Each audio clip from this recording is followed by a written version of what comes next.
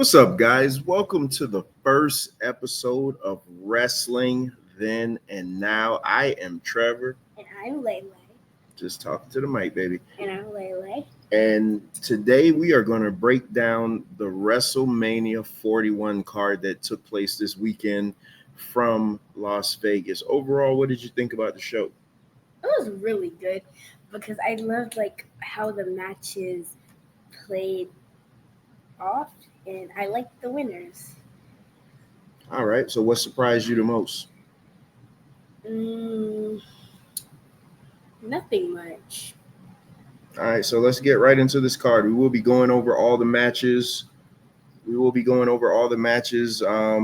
both nights, starting with night one. So, let me pull up the card. Let's get into this card. And here we go. The match they let us know ahead of time, so it wasn't too much of a shock. But the show opened up with main event Jey Uso taking on the ring general Gunther for the World Heavyweight title. What did you think about that match? I honestly loved it because I'm pretty happy that they let Jey Uso win, but I thought they would make Gunther win, mainly because what WWE does most of the time, but I'm pretty happy that he won because he deserves it and he worked hard to get to this moment. So would you say you're a big Jey Uso fan? Yep. Yeet. Yeah, you do own Jey Uso merchandise.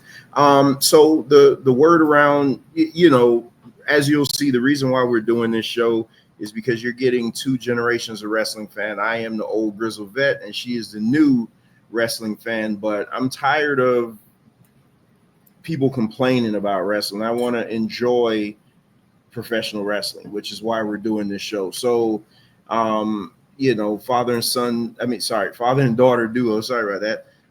Father and daughter duo, that loves professional wrestling. This was a different match. This wasn't your typical Jey Uso match. Gunther noticeably was a little heavier. I thought Gunther was looking like Walter. I agree. And it played into it though, because Walter has always been the more vicious guy. But I love the fact that Jey Uso had to change his game up. He didn't rely on his 26 super kicks. And he actually beat Gunther via tap, which was, people were complaining that, he made Gunther tap out. But if you know the history of Gunther, he taps out immediately to smaller guys.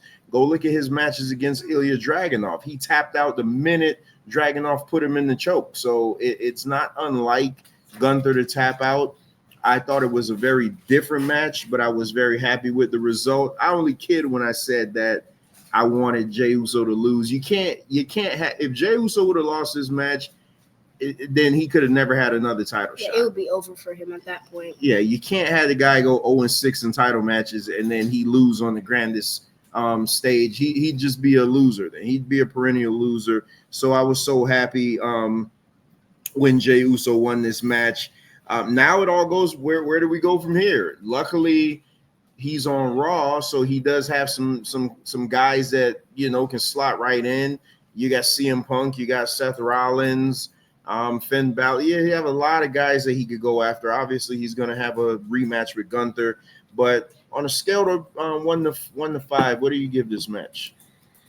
A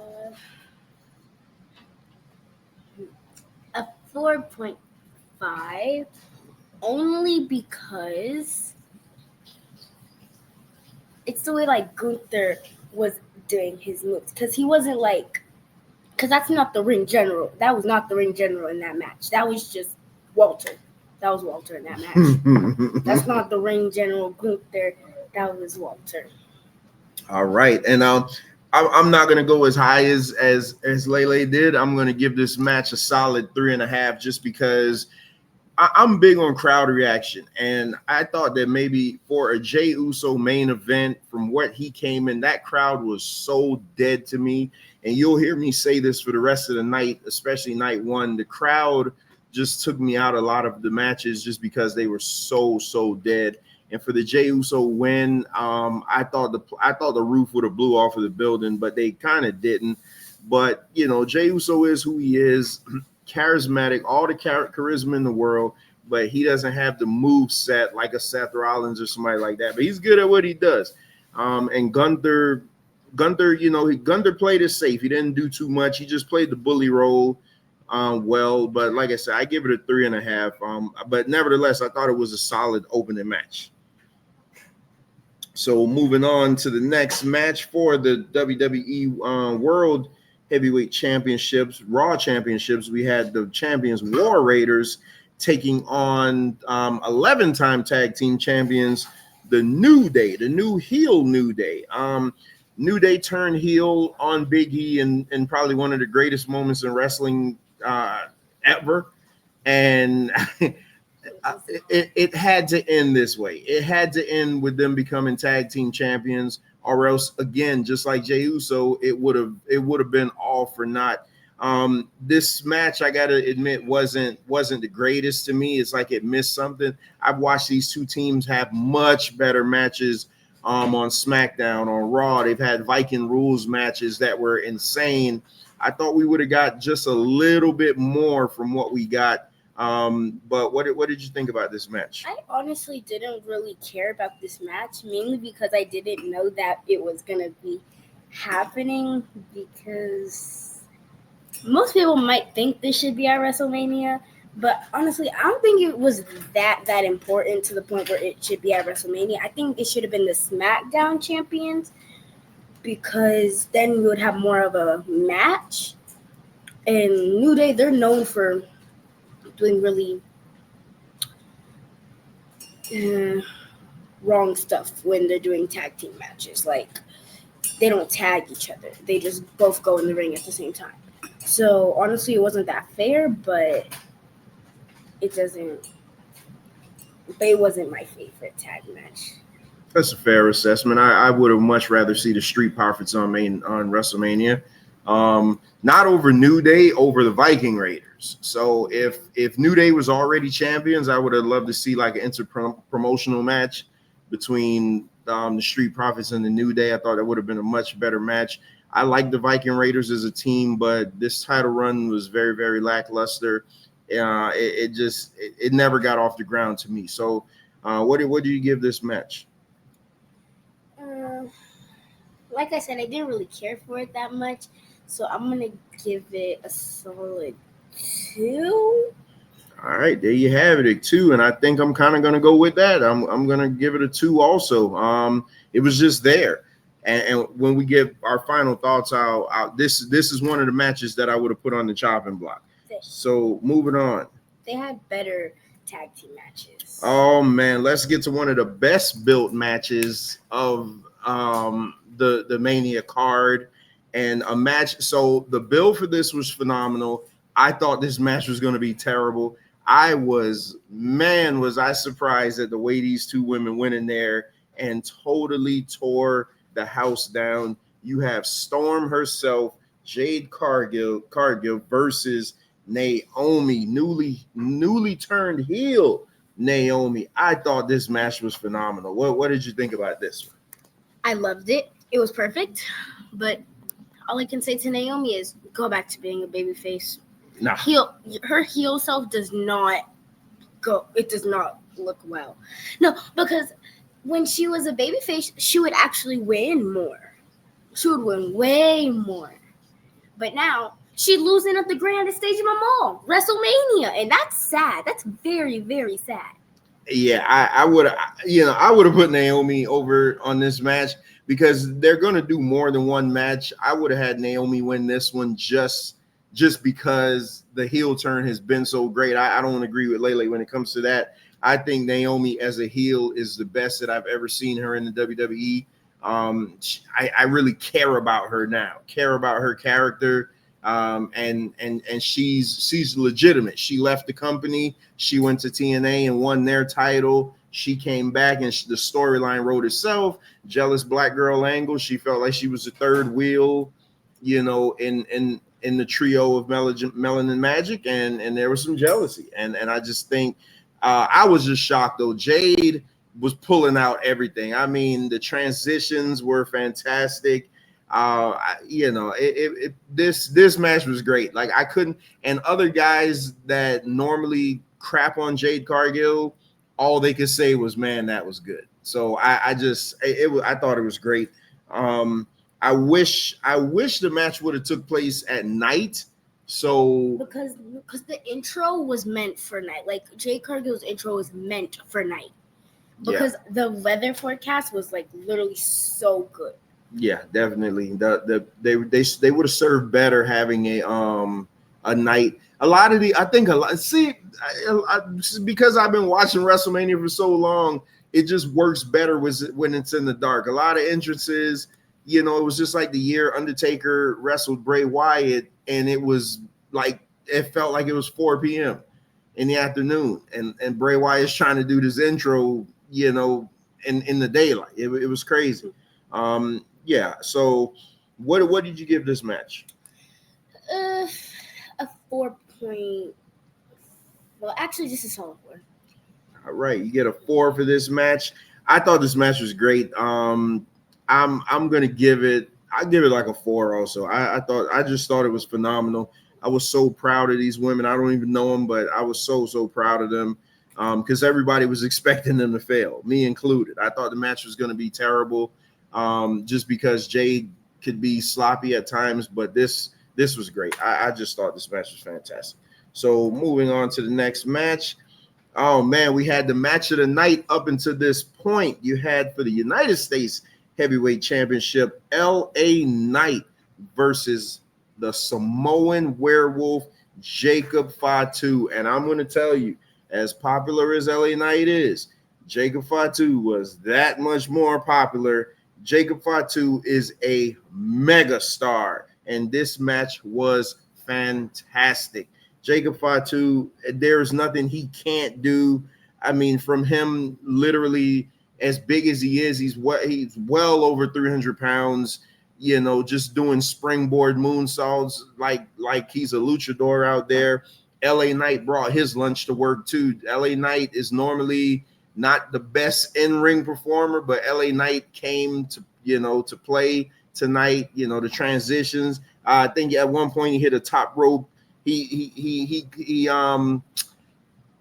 countered into a top rope blunt force trauma. Like it was crazy.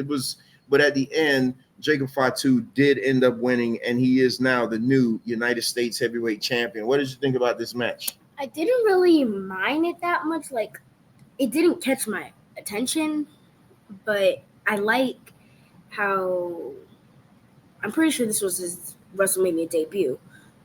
So I like how he won the championship first time, like doing a main event when that's not like with the bloodline by his side and stuff. So he went out and did it on his own. Yeah. I thought at one point I saw Solo come out there with him. Same. I feel like I saw him. I could have swore I saw Solo come out there, but I didn't see him any other time. He may have just walked out on the stage with him. But what do you give this match? I like the winner, so I'm gonna give it a 3.5. All right. I thought this match was fantastic. Up until this point, this was absolutely my match of the night. I'm going to give this one a solid 4.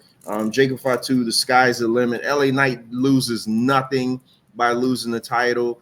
I mean, he could move on to other things. Jacob Fatu is only going up from here. I wouldn't mind seeing him in the Cody Rhodes feud down the line, but I just thought this was great. So moving on, next match. We had El Grande Americano taking on Rey Fénix. This was supposed to be El Grande Americano taking on Rey Mysterio, but Rey Mysterio suffered a groin injury on SmackDown, and he had to be replaced. We all thought that it was going to be Dragon Lee, but it ended up being the recently signed Rey Fénix. And this was your get your spots in match and just make it fun. I thought this was a very fun match. A lot of people are complaining that Rey Fénix lost, but Chad Gable's been with the WWE forever and has never won. I think this was his first WrestleMania match. And, at some point, you got to reward these guys and stop putting all the new guys over all the time. I thought it was fun. Chad Gable hit what they're calling a 540 senton splash. Just amazing, tremendous. Chad Gable is so well. Sorry, El Grande Americano is so fantastic. Ray Phoenix loses nothing for losing this match because he lost by nefarious means. Chad Gable with the iron plate in his head, which logically is supposed to hurt Chad Gable, El Grande Americano just as much. But this is wrestling, so we'll overlook that. What did you think about this match? Not the best, because El Grande Americano cheated, like, in every one of his matches. He pretty much cheats by putting that metal plate in his, like, mask to like he could head bump them or they kick him. So it's not that fair. But yeah, that's all I can say.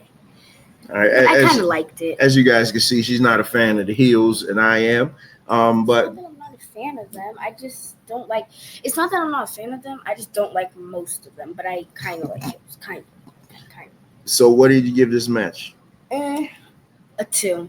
You give it a 2. Wow, that's, man, we got a hard crowd here. I thought this match was nice and fun. I give it like a 3.5.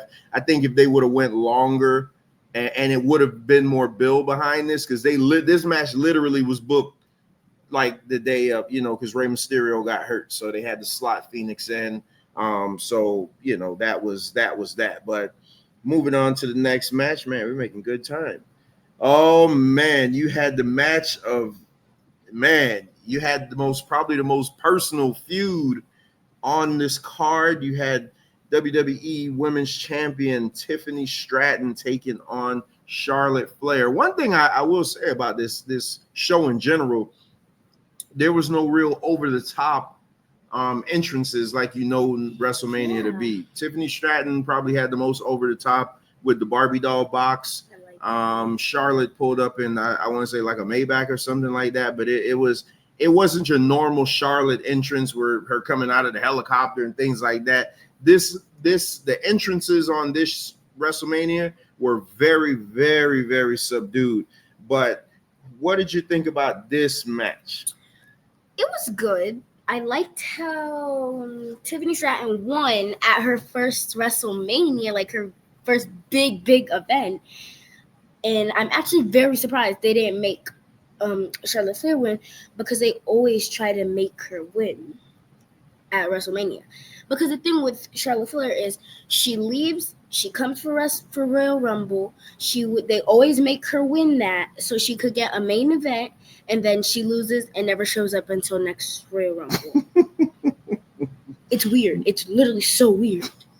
Are you gonna stay, or are you gonna say bye-bye? I don't disagree. I'm a huge Charlotte Flair fan. I think she's one of the best women's wrestlers of all time.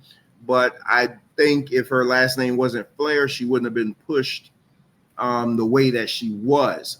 When Tiffany Stratton first came to NXT, I looked at her and I'm like, one day that's their WrestleMania match, Tiffany Stratton versus Charlotte. It was very, very bumpy to get here. And a lot of people didn't like this match, but I will tell you, I like this match because this match seemed like a fight. This match seemed personal, and this match seemed like it was, like these two people hated each other, and they just they just were going at it, and it was sloppy, but it was, even when it opened up, they were just throwing bombs at each other. It was great. Tiffany Stratton lost. What was it? Chipped 2 front teeth. Your makeup was all smeared, and it just was a fight. Like this match seemed like two women that really didn't like each other. Didn't seem too choreographed.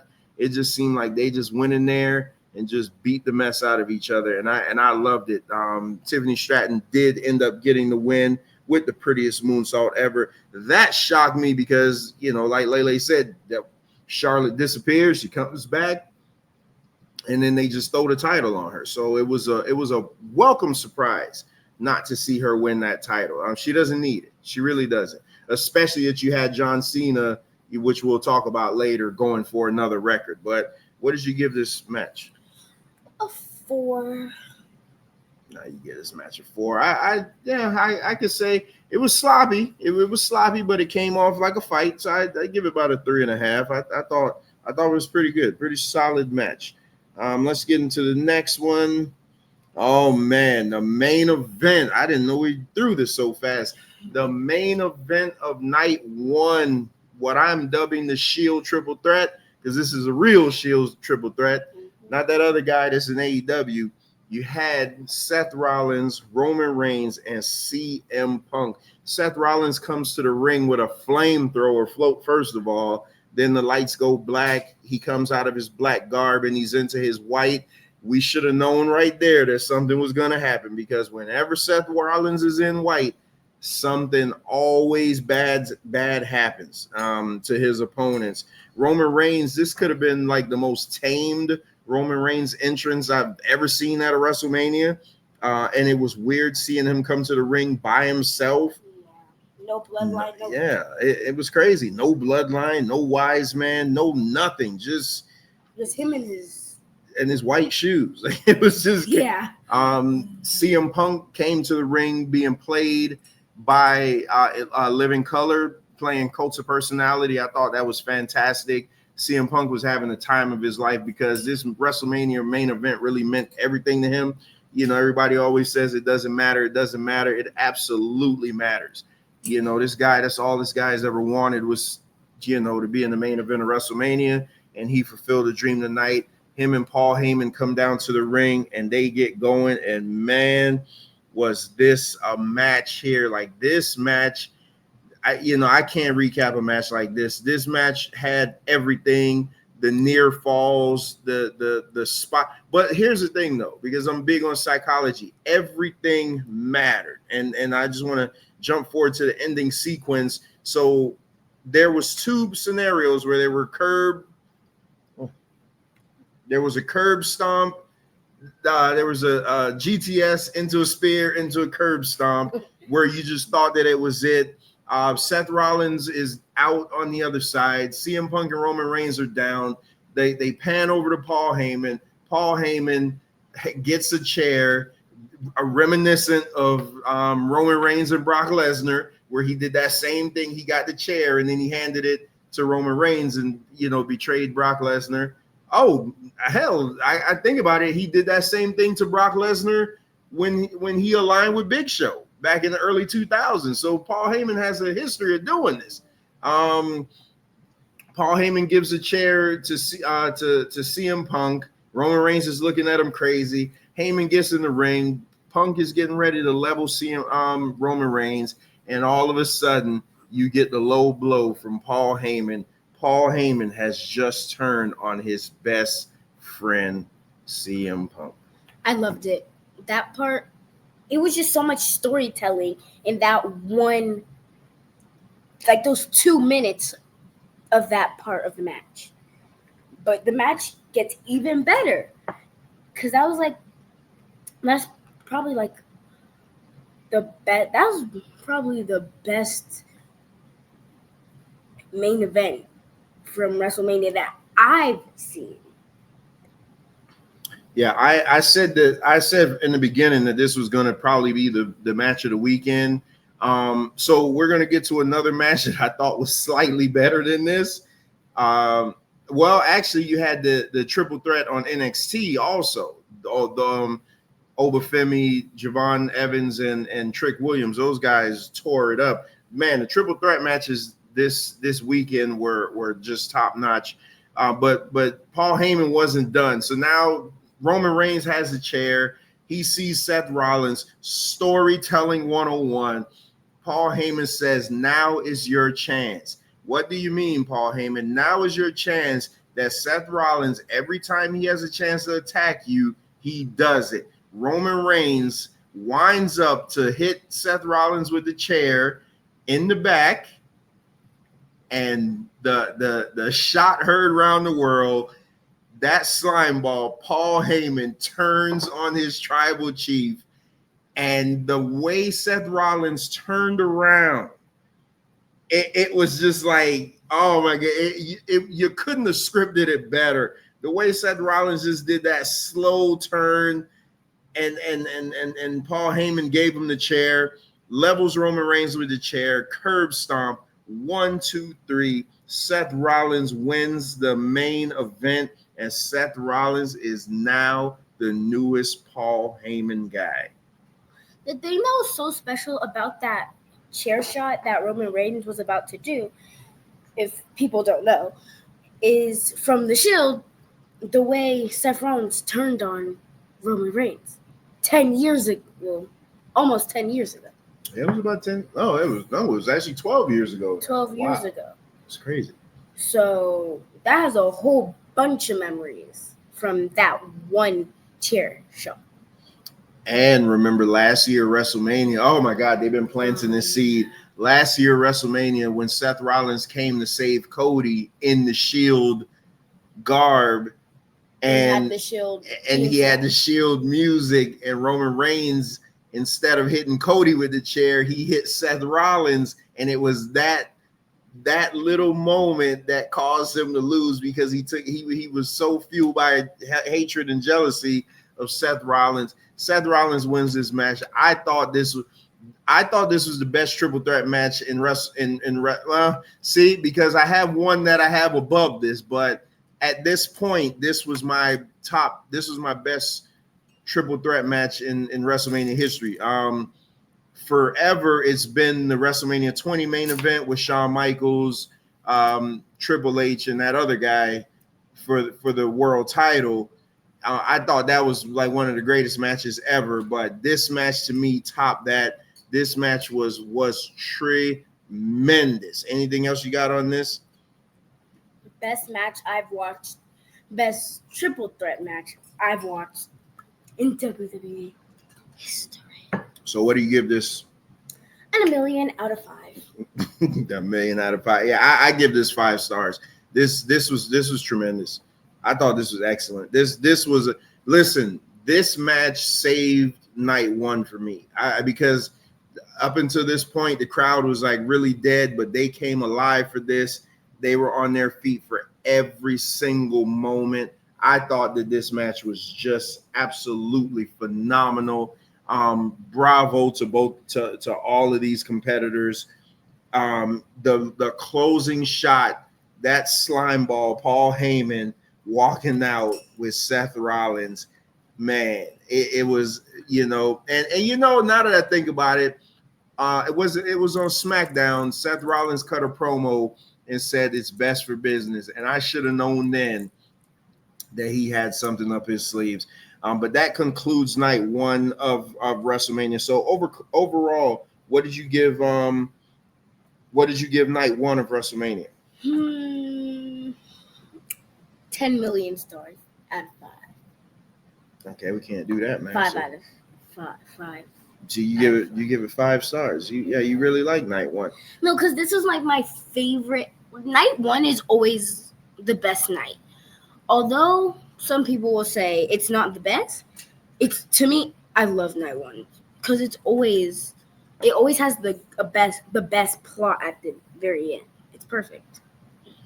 Yeah, it gets you into WrestleMania mode. Like it's yeah. So let's get into night two so we can get out of here. Let me see. So we have night 2 of WrestleMania. Opens up with a triple threat match, and I said that there was a triple threat match that I thought was better than the men's triple threat match, and it was this one. I thought this match was phenomenal. You have Rhea Ripley versus the champion Io Sky versus Bianca Belair. Again, no extravagant ring entrances. Bianca Belair had a team doing double dutch and things like that. Her stepdaughter was on stage jumping rope. Rhea Ripley came out in some type of mask, but besides that, it was nothing really over the top. But what these women did was put on what I will go on record and say that this was the best opening match in WrestleMania history, and I have watched all of them. And this was the best opening match in all of WrestleMania. You cannot find me a match that was better than this. The crowd was into this from the beginning. Very notable. A lot of booing of Bianca Belair. Lately the crowds have been really turning on her. I love it because I want her to go back to heel Bianca Belair. I thought NXT Bianca Belair was the best. Rhea Ripley is the mega star. Io Sky is a sentimental favorite. What did you think about this match? No hate to anyone in that ring, but boo. I did not like the match. Only because I'm like the biggest Bianca Belair fan there is in Florida. We'll say that. But like I needed her to win this because that would just ruin her for her 5th time winning WrestleMania. But the thing is, they gave it to Io Sky and she's not even going to do anything with it. Her and Rhea Ripley wouldn't do any title matches. They would just walk around it with it. Bianca Belair would actually do stuff with it and actually have matches. She would actually risk having that title to see what would happen. But no, the other girls, the other women, they just would never do anything. So I'm actually not happy that Io Sky won. And I'm actually pretty happy that they didn't make Rhea Ripley win to serve her, saying, "Oh, you do so great. Oh, you do so amazing. All the fans love you." Like, I actually don't care. I'm actually pretty happy they did. So that's funny. The finisher sequence of this was great, though. Bianca Belair hit the KOD, had Rhea Ripley pinned, and then Io Sky with the over the sky moonsault right onto them. I just thought this was tremendous, man. This is what WrestleMania is supposed to be. This is what set the tone for the entire night.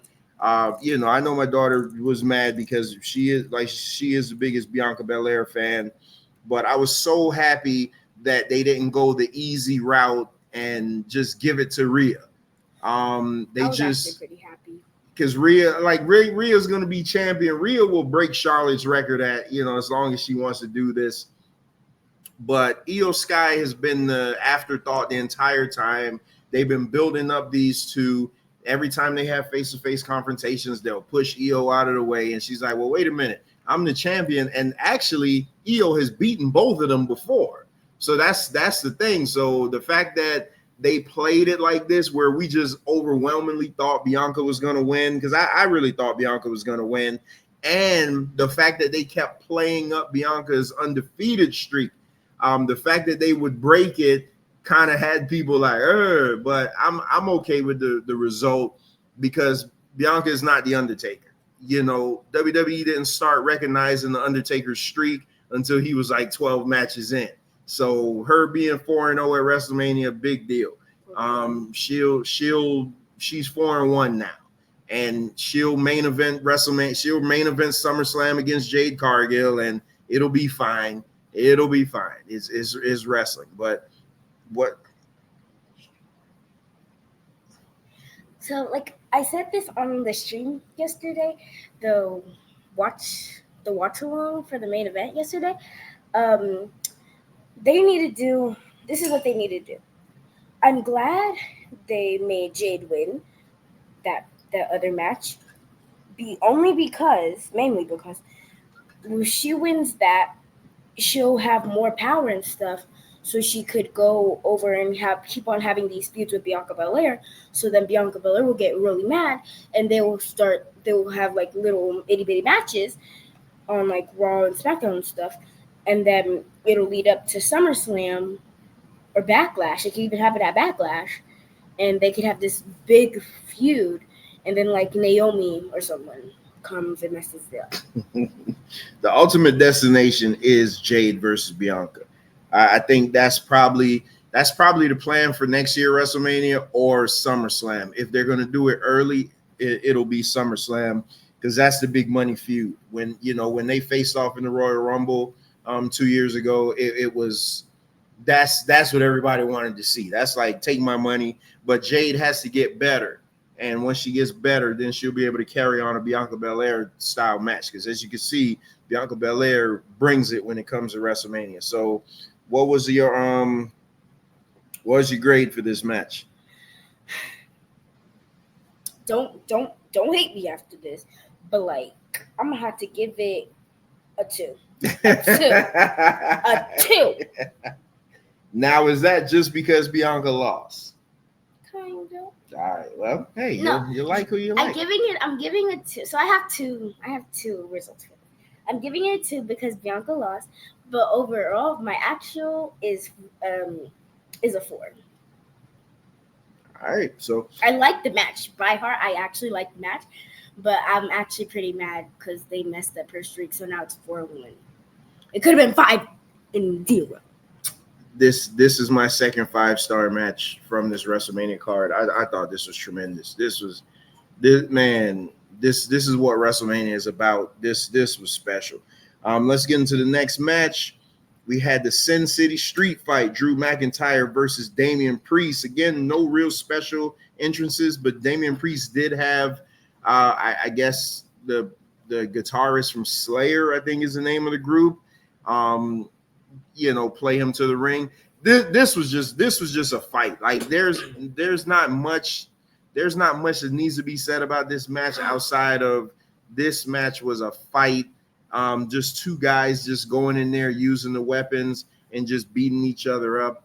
I thought this was great for what it was. Drew McIntyre just being the ultimate troll. There was a point where his brother was at ringside. He got his brother's phone and took a selfie of himself and tweeted it saying bored at work with Damian Priest being behind him. Like Drew McIntyre is just on his troll level is on a different, level. Damian Priest took a hell of a bump off the top rope into two tables that were in the back. And that wasn't even the worst of it. The finish came with a claymore into into a chair that was propped up in the middle in the ring ropes. Just a brutal finish, man. Drew McIntyre, this was like a glorified squash match. I'd say Damian Priest got some offense, but Drew beat him pretty bad, as he should have, because Drew McIntyre is a big star. Damian Priest is up and coming, so it was just something for Drew to do. Now Drew needs to go on and fight somebody for the title. So what did you think about this one? I have 2 highlights. When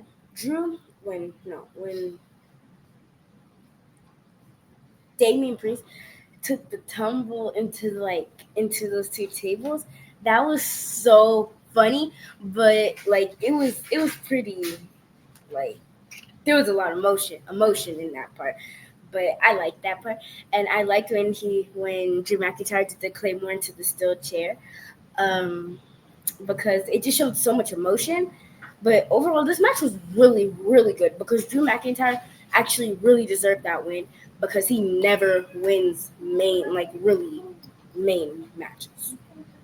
Yeah, Drew McIntyre, as unfortunately, he'll go down as being the COVID champion. He won the title during COVID, so nobody was there to really appreciate him for what he did in 2020.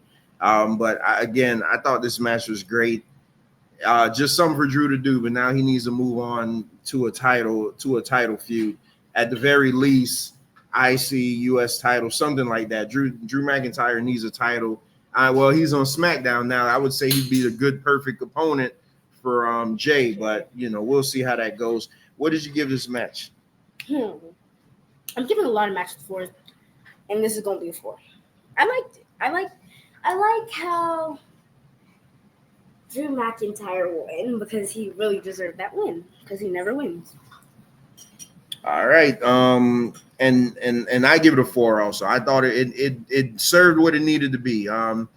Right level of violence, and they got out of there quick. They didn't overstay their welcome. So let's get into the next match, man. You talk about another banger. You had the Fatal 4-Way for the Intercontinental title. Champion Braun Breaker versus Penta versus Finn Balor versus, I don't know if he's a heel or a face now, but Dirty Dom Mysterio. Man, this match was great. This match was a marathon. It was like, hey, you guys go out there, everybody get your stuff in and go home. Braun Breaker was the absolute star of this match, doing a spear from the Spanish announce table to the American announce table on poor Carlito. He killed him again. And they reinforced the announce tables now, so they were harder to break. But I thought this match was tremendous. Finn Balor had the win, and Dirty Dominic Mysterio basically turned on Finn Balor. He didn't really turn on him because he had to. You know, every man's trying to fight for their title. Dominic Mysterio. And it's funny, when Finn started beating up Dom, the fans turned on him so fast. And when Dom made his comeback, the fans started cheering. Dominic Mysterio is the new Intercontinental Champion, and it was crazy. That arena went crazy. The arena was so loud for Dom that when he went up the ramp, he had to run back to the ring for an encore. It was just that great, man. I'm a huge fan of Dirty Dom, the heat magnet. This guy gets legit heat in wrestling. He has bust his behind to get good at his craft, and just tremendous. What did you think about this one? I loved it. It's his second time winning a title. Last time he won the North American NXT Championship, and now he's winning the Intercontinental Championship. So it's like his title ring is getting bigger and bigger. So now I think he might go by on his own and have like more competition, challenges, and harder stuff now. And I think, I'm not 100% sure, but I think Finn Balor might try to get that title from him. Yeah, they've always been fighting, so now they actually have something to fight for with the IC title. I don't know how long they're going to keep Dirty Dom heel, because it's just not working. The fans love him. I don't know what it is. The fans just love him. But he's now going to absolutely take ownership of the Judgment Day, because he's the only one in the group with a title. I wouldn't be surprised if they kick Finn Balor out tonight and they announce their newest member. I know JD McDonough should be coming back soon, so we'll see how that goes. But what did you give this match? I don't want to give it too high. I don't want to give the rating too high. I want to give it a 5, but at the same time I don't, so I'm going to give it a 4.5. All right, 4.5. I give this about a 4. I thought this was great, man. All the guys look good. They got their stuff in. Nothing, nobody overstayed their welcome. That's the thing about night 2. Nobody overstayed their welcome. You get in, you get out. And at this point, the show was cooking. Like, this show was absolutely cooking. I'm like, the energy of the fans, everything. It just felt like a totally different company at this point. So let's get into the next match. We had Randy Orton. Now, unfortunately, we know this match was supposed to be Randy Orton taking on Kevin Owens, but Kevin Owens had legit neck surgery. Get well soon to Kevin Owens. He's going to be out for a while. Hopefully, he can make his way back. So Randy Orton comes to the ring. He's open challenge to whomever wants to take it. And the rumor has always been that it was going to be Rusev, but I thought about it because we know Rusev and Aleister Black have re-signed with the company, but you don't want to bring them back at WrestleMania just to lose to Randy Orton. So that's kind of why they didn't do it. Then I thought maybe Nick Aldis, because Randy Orton did hit Nick Aldis with the RKO, and Nick Aldis is a real wrestler. And he's actually is the same as big as Randy Orton, former NWA champion. Actually, that's who Cody Rhodes beat for the NWA title at the first All In, I think it was. Yeah, All In. So Randy Orton's there waiting. He's waiting. And we're like, man, who is it going to be? The camera pans in and zooms in into the entranceway, and it's none other. Say his name and he'll appear. I believe in Joe Hendry. The TNA World Heavyweight Champion is on WrestleMania with the TNA title. I could not believe my eyes. I fell in love with this guy over the summer when he was in NXT. This guy's fun, man. This Joe Hendry character is very, very fun. You knew he wasn't going to beat Randy Orton. This literally was just get him on TV. in front of the biggest audience he'll ever be in front of. I thought this was harmless. I wish they would have gave Joe Hendry a little more, but it's Randy Orton. I mean, Randy Orton is a legit. He'll go down as one of the top 10 best wrestlers ever. What did you think about this match? I have a question. Do y'all believe in Joe Hendry? I believe in Joe Hendry. I know we do. But that was a good one. That was a good one. If everybody knew it would be Joe Hendry, this match shouldn't have been on at WrestleMania.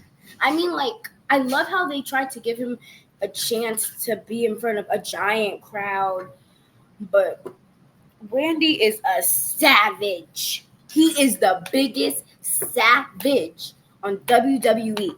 Cause after he won, he got Joe Hendry up, and then RKO'd him after killing him. Everybody. Yeah, I didn't like him hitting him with the second RKO. He hit him with the RKO and he beat him, and he picked him up. Kind of giving the respect angle, and then he hit him with it again. That part I didn't care for. You're too much. He's too much of a savage, and if he keeps on doing this, it's actually going to kind of get boring. Most people are going to say, "Oh, Randy Orton can never get boring." In my opinion, yes, he can, because at this point, everybody could get boring. So low key, Randy Orton is one of my favorite wrestlers of all time. So I love the Viper. As a matter of fact, my wife loves Randy Orton also. So Randy Orton is definitely in my top 10. I don't know where I have him on the top 10, but he's definitely there. Again, man, sometimes you got to make the best out of a bad situation. You don't want to bring Rusev or Aleister Black just to lose, in their debut. And actually, Aleister Black is going to make his debut this Friday. And I wouldn't be surprised if Rusev makes his debut tonight. So let's get into the next match. Oh, yeah. Well, what was your rating for this one? 3.5. All right. Yeah, I gave this a 3. It was nothing. It was just a spotlight, something to get Randy Orton to do, get him on the card, get him a payday. It wasn't fair. Yeah, it's fine. Let's get into the next match. AJ Styles versus Logan Paul. And this match is, outside of the main event, has been the most polarizing that I've seen online because everybody hated the result. I thought this match was great. I thought this was like the one pure wrestling match on the show where they actually, what it looks like happened is Logan Paul is just the spot guy, but they made a conscious effort to tell him to go in, slow down, and work a WWE style. That's why nobody really liked it, because you're not used to seeing Logan Paul actually having to work. Look at Pentagon. When Pentagon made his debut, you could tell that they told him to slow down. You couldn't go in there and just do all those spot. You had to actually work a wrestling match. That's what's called wrestling. You had to actually wrestle. I thought this match was great. One of Logan Paul's buddies came, Karrion Kross, tried to get AJ Styles to use the brass knuckles. AJ Styles didn't do it. It ended up costing them. Logan Paul nails him with the titanium hand, hits him with the pulverizer for the 1, 2, 3. What's very interesting is there's a video circulating on Twitter right now of Karrion Kross cutting a scathing promo on the WWE. I don't know if it's a work, I don't know if it's a shoot, but man, whatever it is, if it's a work, they need to put the gas behind this guy, because that guy is money. That guy can cut a promo. He has the look. He has Scarlett with him. I don't know why they aren't pushing this guy to the moon. His promos are actually really good. What did you have in this match? I actually think Logan Paul really deserved it, because this is like this is his first really, really, really, really good matches. Like, he actually deserved to be at WrestleMania to get a third chance. So yeah, I liked it. All right, what's your rating? 3.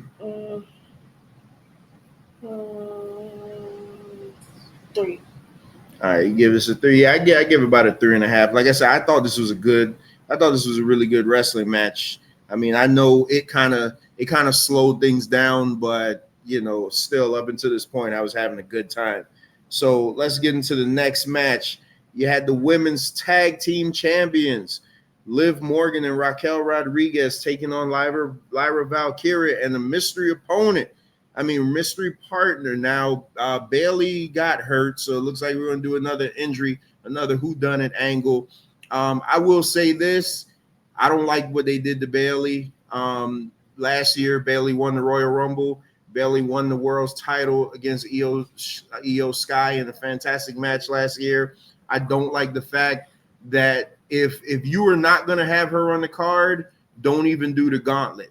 Lyra Valkyria's partner could have very well been Natalya, and you could have done the injury angle with Natalya. Bailey has been like the backbone of the women's division. She was a star during the COVID era. Yes. You don't let her miss WrestleMania just for what they did. I mean, this was the worst kept secret in the world. Once you saw that Bailey was off, everybody knew who the tag team partner was going to be. Go ahead. Her and Becky, because Lyra Valkyria and Becky Lynch were like two peas in a pod. You could not split them up, even if they were having a one-on-one match.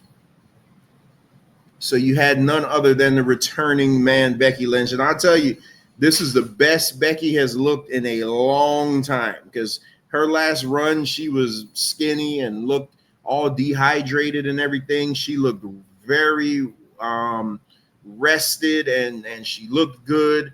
I never thought Becky was the best wrestler. Of the four horsewomen, she was always last place to me. Her and old Botcha Banks there. But, she was always at the bottom when it came to the horsewomen. But Becky Lynch did return. And, in the one outcome that I really didn't like is that they took the titles off of Liv and Raquel, just because Liv Morgan has absolutely been carrying the women's division. Unless they're gonna put Liv Morgan in a major title feud, I would have kept her. I would have kept them with the titles, just because Liv Morgan, like, there has rarely in wrestling do you see a rags to riches story from Liv Morgan, somebody who probably was on the chopping block to be fired, to be as good as what she is now. She has put time into her craft.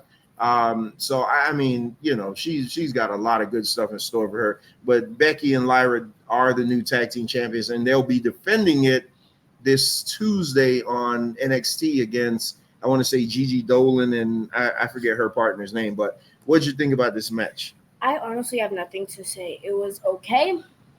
That's what I have to say. All right, that's good enough. No, because it was too obvious that Becky Lynch was coming back. All right, what do you give this match? A 3. Give this a 3. Yeah, I give about a 2.5, because Becky Lynch to me is not, she'll never win my wrestler of the year when it comes to match move set and things like that. But so let's get into the main event. So let's get into the last match, the match that I was looking forward to the most, and the match that disappointed me the most. This match didn't disappoint me because of the outcome. To me, the outcome was never in question. I also said that the outcome had to go the way it did with John Cena winning the title. I just thought that the match just wasn't good. Now, granted, when we were watching the match, we were doing a watch along. So we were watching it without the volume, and I was looking at the computer screen a lot. So I am going to go back and watch this match again. I'll probably get to watch it tomorrow, because I can't do it today, because Raw will be coming at a time of recording. Raw is about to start in 10 minutes. So we got to get through this. This match, John Cena comes to the ring just black. Well, he has his black t-shirts, but the arena's black. His no colorful Titantron, just black with white writing, and he's just walking down, and it's surreal to see John Cena not looking like a Skittles box. It was weird. It was very weird. He's walking down and he's playing into the heel gimmick, looking at the disgust of the fans. And then Cody Rhodes comes out. Again, no elaborate entrances. Cody comes out and has some motorcycle guys. I don't know what that was about. The motorcycle guys just doing their thing, and his mask though was awesome. He had like an Iron Man mask that opened up and revealed his face. He comes down. It just and to me, again, I didn't hear it. Well, I had the volume down, so I didn't get to hear the match. I didn't get to hear the crowd reaction. I do have to watch it again. But what I was looking at, the match just was slow and plodding. I get it that they wanted to do that because John Cena's working a heel style, so he now has to slow the match down. I get that. I know how match flow works. But it just did not work. It did not work. I was hoping maybe the heel turn was so epic that they would have just went in there and had a all-out drag out, that it would have been like the main event from last year, which I thought was one of the best things ever, especially the last 10 minutes of it. This just didn't work for me. It just didn't work. And then you have the rest spot. Then Travis Scott comes down, and Travis Scott took 5 minutes to get to the ring. So you think about it. He takes 5 minutes to do an interference spot. John Cena and Cody have to lay there in the middle of the ring waiting for him to come. Travis Scott looks so out of place. Even when Cody hit him with the crossroads, you could see the smile on his face. It just did not work. And the biggest glaring thing was no Rock. What did you think before I get to the ending? Question. John Cena, do you taste the rainbow still? Huh? And Cody Rhodes' mask looked like that kid, that toy Jurassic Park mask that's like that lifts up just like that. For some reason I always want something like that. But next thing is Travis Scott. Like I said on the watch party, Travis Scott and Cody Rhodes are the slowest people I know in WWE. They're officially the slowest people I know. Why Cody? Because his brain goes slow now. Because he didn't hit John Cena with that title with the title on the head. Yeah, so he Cody was slower than a turtle. Yeah, so Cody suffers from dumb babyface syndrome. Shout out to Solid Monster, where he had the chance to hit John Cena with the belt shot. At this point, he should have just done anything. He should have low blow. He should have done anything. The ref was out, and John Cena is begging off sympathy, and Cody, the stupid babyface, is like, "Oh man, I'm not gonna hit you," and that's all it took for John Cena to level him, which he should have. He deserved it, and he hit him with the belt shot for the 1, 2, 3.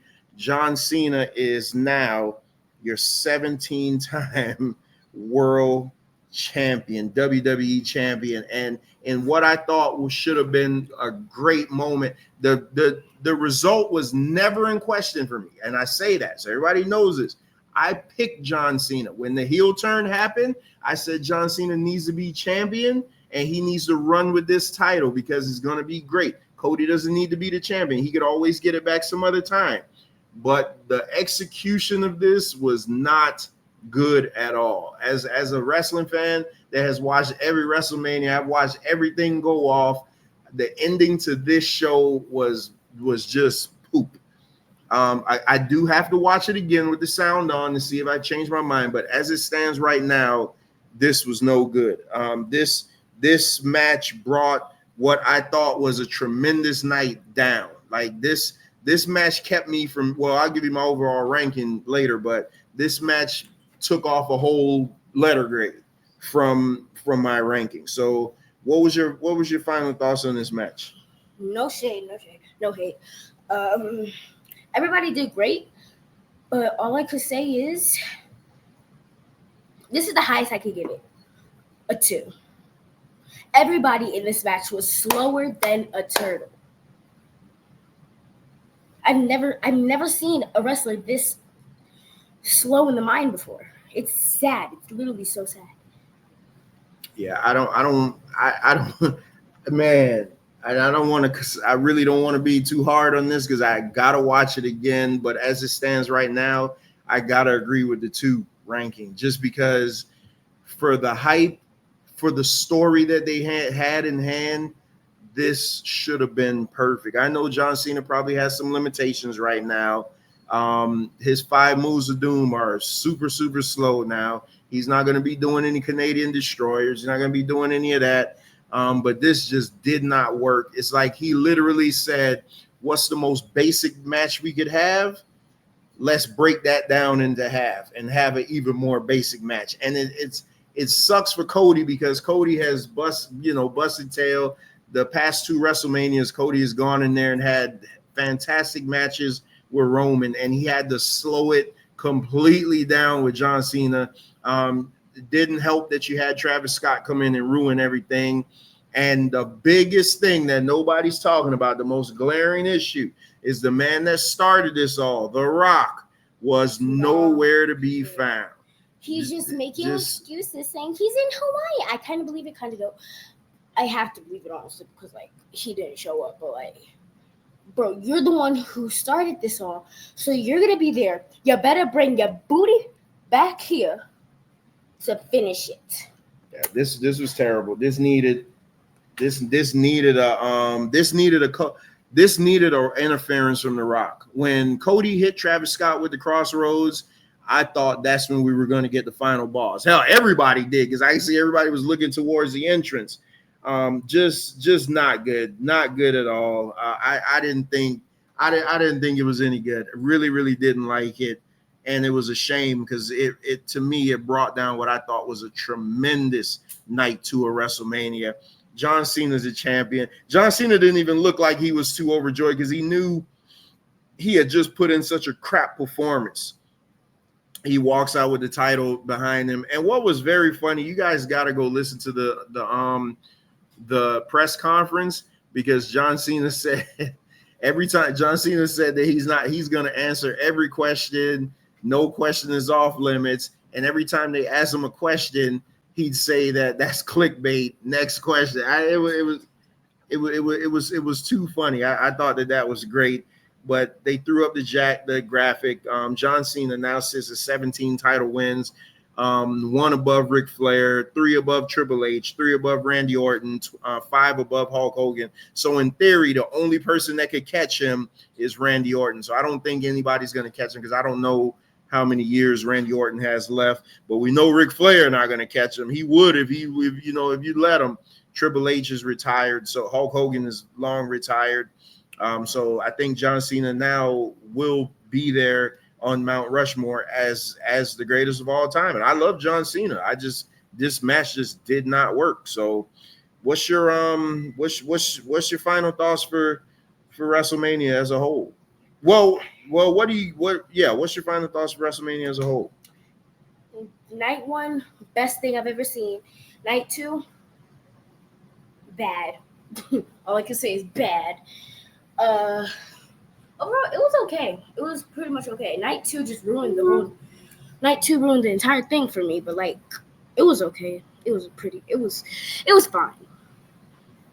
All right, well, there you have it. Out of the mouth of babes. I'm not going to be that harsh on it. I thought overall that the show was still good to me. If the main event, if night 2 main event was even remotely good, then I would have gave this show a 9. But it wasn't, so I got to give it like a 7, just because the main event was so bad. Even the main event for night 1, as great as it was, couldn't save the entire show. This show has some great high moments, but that main event really brought it down for me. So there you have it. This has been the first episode of Wrestling Then and Now. We won't be, it's not going to be a weekly show. We'll only be covering like pay-per-views and things like that. So I don't know when the schedule will be, but just look out for us. Any parting words before you go? Like, subscribe, turn on post notifications so you never miss a video or short or stream. And with these words that I say, peace. All right, everybody, we out of here. Peace.